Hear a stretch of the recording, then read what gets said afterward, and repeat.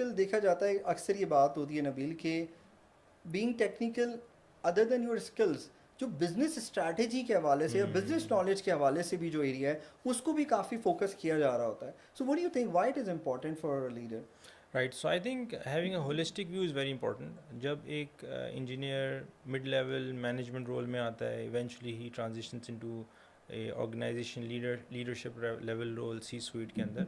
So in the entire journey it's very important to have a bigger perspective, because if you are writing code, building a product, you really need to know, okay, why are you doing this to begin with. As an employee you are doing this because you are told to do it. Yeah.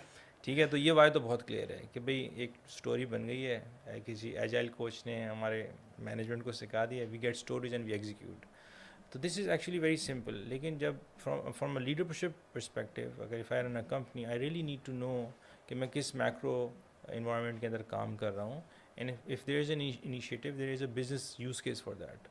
So agar there is a disconnect between my team and myself as a leader, it's very, the team can actually do things जो मेरे business direction के में भी खिलाफ चली जाए. तो as a leader you really need to understand कि जो आप product बना रहे हैं उसका end user कौन है, वो किस तरीके से monetize हो रही है, क्या उसके अंदर प्रायोरिटाइजेशन है, because we live in a resource constraint environment, तो हर चीज़ हर वक्त नहीं हो सकती. Yes.